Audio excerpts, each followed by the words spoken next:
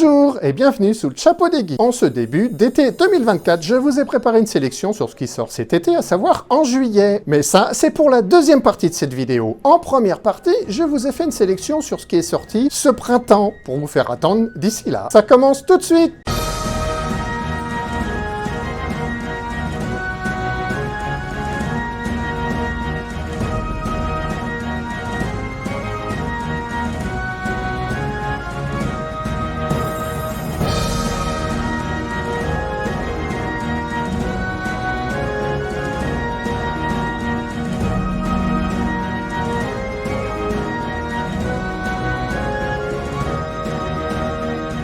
I was reincarnated as the seventh prince, so I can take my time perfectly, my magical ability. Oui, c'est le titre, c'est un peu long. Dans un monde médiéval fantastique, un sorcier banal qui aimait profondément la magie, mais venait d'une lignée faible, est assassiné par amusement de la main d'un grand roi et d'un grand sorcier.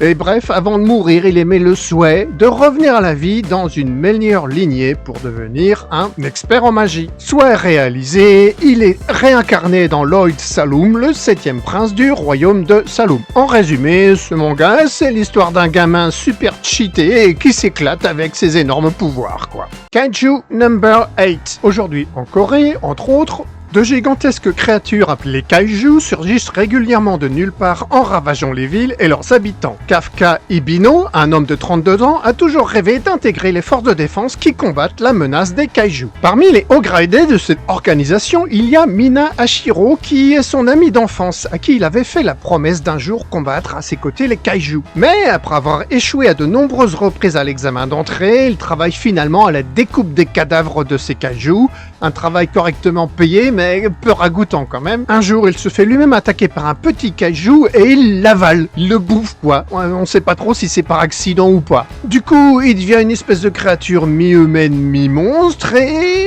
devient super balèze. Alors grâce à ses nouvelles capacités, il réussit à intégrer les forces d'autodéfense, mais il doit cacher sa nature, sous peine d'être exécuté ou pire d'être torturé comme cobaye dans un laboratoire. Bon, le problème c'est qu'il contrôle pas trop ses nouvelles capacités. Bon, vous l'aurez deviné, c'est un animé plutôt gore et plutôt violent. Namet Memory.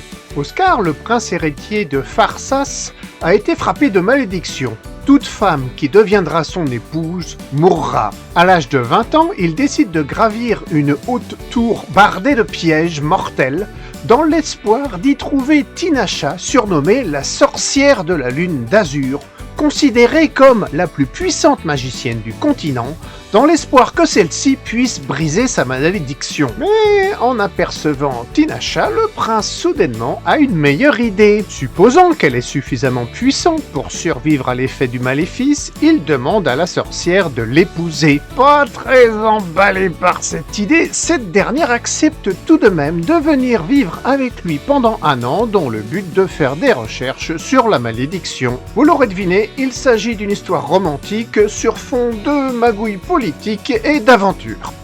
Munster. Après s'être fait assassiner, un jeune homme de notre monde découvre avec stupéfaction qu'il s'est réincarné dans un univers médiéval fantastique. Ouais, comme d'habitude vous allez me dire, sauf que ce coup-ci il s'est réincarné dans la peau d'un gobelin. Ouais, c'est pas vraiment ce qu'il y a de mieux. Il n'a pas d'autre choix que de s'adapter rapidement sous peine de mourir, entre autres de faim. Mais il a la capacité d'absorber les caractéristiques des créatures qu'il mange, pour peu qu'il en mange suffisamment. En fait, il a la capacité d'absorber les caractéristiques d'à peu près tout ce qu'il mange, créature ou pas. Grâce à ça, Goburu, c'est son nom, évolue à une vitesse relativement rapide et devient même le chef de sa tribu. Dès lors, il entend bien faire entrer la race des gobelins, race qui était les plus faibles des faibles, dans un âge d'or et les faire devenir les dominants. Cet animé est un isekai harem avec beaucoup de violence et une moralité plutôt douteuse, donc il faut un minimum de maturité pour regarder ce genre de truc.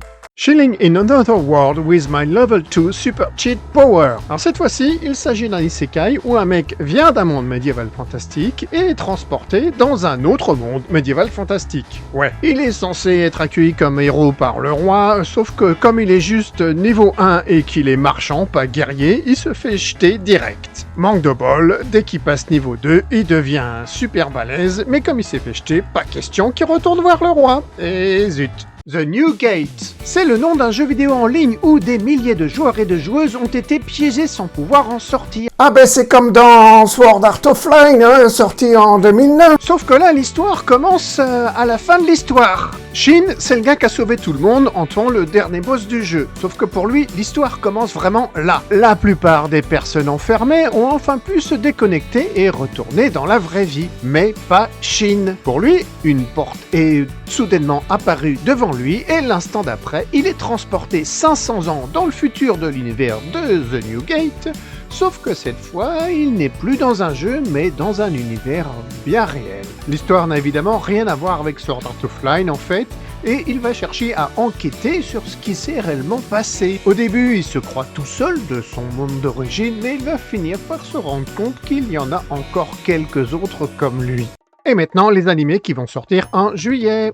Dungeon no Naka no Ito. Clay s'est durement entraîné pour devenir l'élite de la guilde des voleurs. Et ce, pour aller dans les profondeurs du donjon d'à côté où son père a disparu. De jour en jour, elle parvient d'aller de plus en plus loin jusqu'au jour où elle arrive à un endroit que personne n'a encore visité. Là, elle rencontre la terrible, l'implacable gardienne du donjon, qui en fait est toute mimi et lui propose de l'embaucher. Son boulot, discuter avec les monstres, poser des pièges et réaménager le donjon. Alors, Clay comprend pas trop ce qui se passe, mais elle se dit que si elle accepte, elle arrivera peut-être plus facilement à retrouver son père. Suicide Squad Isekai. La ville de Gotham est rongée par le crime. Mais Amanda Waller, la chef de l'agence gouvernementale Argus, a rassemblé une équipe de grands méchants qui vont devoir bosser pour le bien. Et il faut dire qu'ils n'ont pas le choix en fait. Parce que s'ils font une bêtise, eh ben c'est un aller simple pour l'enfer. Et voilà. Dans l'histoire qui nous intéresse, ils sont envoyés dans un autre monde par un portail. Leur objectif, conquérir un royaume dans un autre monde. Cette histoire est un cocktail entre l'univers de Batman, l'histoire des 12 salopards et les recettes classiques d'un isekai, Wand and Sword. Afin de respecter une promesse qu'il a faite à son ami d'enfance, Will Serfort veut devenir un magicien.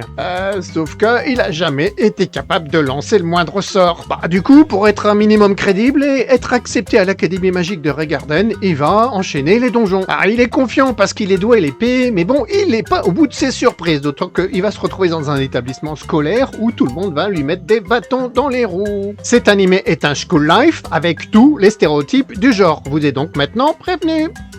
The Osa newbie adventurer trained to death by the most powerful party became invisible. Il est de notoriété publique que pour devenir aventurier, faut commencer le plus jeune possible pour développer sa capacité magique, parce qu'à partir d'un certain âge, ça devient plus difficile. Sauf que, à cette règle, considérée comme universelle, il existe une exception. Cette exception s'appelle Rick Gladiator. C'est un aventurier élevé et formé par le Point de Realcon, un groupe d'élite. En résumé, cet animé, c'est l'histoire d'un gros bourrin qui va massacrer tout ce qu'il croise, donc ça va plaire aux amateurs du genre. Et pour les autres, eh bien, passez votre chemin. Failure Frame. C'est un isekai au cours d'un voyage scolaire, Tuka Mimori et toute sa classe sont transportés dans un autre monde. La déesse qui les a invoqués leur attribue une note en fonction de leur puissance. Sauf que comme notre protagoniste a la plus mauvaise note, il se fait jeter par tout le monde, à commencer par la déesse. Ouais, mais le gars, en bon tacticien, il arrive à optimiser ses compétences et à devenir beaucoup plus puissant que prévu. Et évidemment, il va chercher à se venger. La version BD est pas trop mal, mais reste à voir ce que l'adaptation en animé va donner. Isekai Shikaku. Alors là, si vous aimez les histoires what the fuck, vous allez être servi. Osamu Dazai est un auteur, c'est un écrivain super glauque. Il est dans un trip romantique gothique, et devinez quoi, son plus grand rêve dans la vie, c'est de faire un double suicide avec son amoureuse. Sauf que ça rate, enfin ça réussit, mais ça se passe pas comme prévu. Au moment de se jeter dans un torrent tumultueux dans le but de se noyer, le couple se fait écraser par un camion. Et mourir écrasé par un camion, c'est bien connu, c'est le meilleur moyen de se réincarner dans un autre monde. Alors les fans d'isekai ont déjà vu ça 100 fois, il se réveille à côté de quelqu'un qui lui explique qu'il est là pour sauver le monde. Sauf que ça, lui, il s'en moque éperdument. Vu qu'il a pas réussi à accomplir son rêve, il va tout faire pour essayer de nouveau de le réaliser. Il va donc parcourir le monde dans le seul but de trouver une amoureuse avec qui se suicider. Mais manque de bol, les dieux ont décidé que ce n'était pas son destin, ça va donc rater à chaque fois, et il va se retrouver dans une multitude de situations plus rocambolesques les unes que les autres. Dahlia in Bloom crafting a fresh star with magical tools. cool. Depuis toute petite, Dahlia est passionnée par la magie. Elle est élevée par un maître de la fabrication d'objets enchantés. Il s'agit d'un isekai, Dahlia étant une japonaise évidemment, elle va avoir des idées venant de son monde d'origine pour fabriquer de nouveaux objets. Elle s'est trouvée un type bien et son père a réussi à faire un mariage arrangé. Sauf que, quelque temps après le décès de son père, son fiancé la plaque. Comme elle s'était pas mal investie sur lui, elle est quand même pas mal dégoûtée. Elle prend donc la décision de monter sa propre société toute seule, sans dépendre de personne. Alors j'ai pas lu ce manga en entier, cela dit, ce genre d'histoire avec une femme, un tantinet féministe dans un univers misogyne, ça donne en général d'excellentes histoires. C'est tout pour aujourd'hui. Dans ma prochaine vidéo, je vous parlerai des mangas papier que j'aimerais voir adaptés en animé et également je vous parlerai de tout ce qui va sortir en octobre. Et là, il y aura pas mal de choses. Sur ce, amusez-vous bien et à bientôt! Et voilà, cette vidéo est terminée. Si vous l'avez aimée, n'hésitez pas à lâcher un pouce bleu et pensez à vous abonner.